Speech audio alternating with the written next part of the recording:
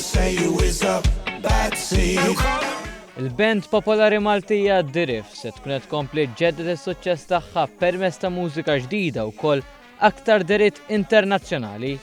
Dan wara li għadha kemm ħarġet diska ġdida bl-isem ta' Bad Seed u issa ser tkun qed tmur fil-Festival Internazzjonali Boomtown quddiem aktar minn 100,000 spettatur. Għal The Riffs kollox beda lura fl-1978 meta l-kantant tal-grupp Rejmer Ċieqa kien kiteb id-diska popolari Dance Music for Depression.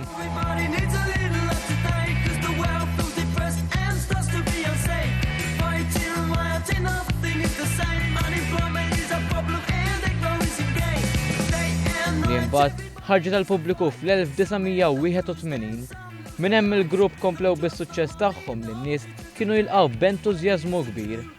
Wieħed mill-ewwel gruppijiet li daqqejna ġo venues kbar, konna nikru il-cinemas, Savoy li m'għadux jeżisti, the one in Slima, Alhambra?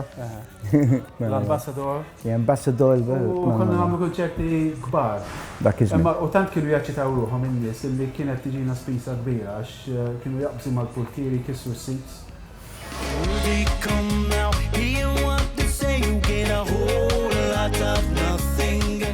Għalkemm The Riffs huwa pjuttost grupp mhux ta' eta żgħira, xorta qatt għandhom suċċessi kbar b'mod speċjali permezz ta' tours internazzjonali frekwenti. Kif spjega Rejmer Ċieqa stess dan jagħmel il-band aktar professjonali, iżda waħda mill-aktar esperjenzi importanti tkun dik meta daqqu fuq l-istess palk ma' Neville Staple.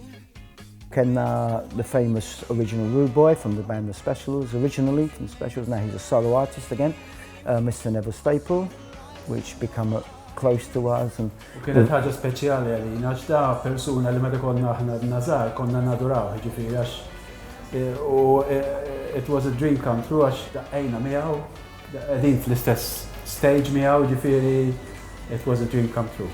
Huwa bekk li l-aħħar diska li ħarġ il-grupp saret flimkien mal-kantant tant idolu tagħhom. Iżda The Riffs kellhom messaġġ finali li jkomplu jispiraw aktar żgħażagħ biex ikunu fil-quċċata tax-xena mużikali. U li hemm importanti naħseb li through the years we managed somehow to come back and fulfill our dreams, and not just us but to inspire other younger musicians to show them that we can succeed.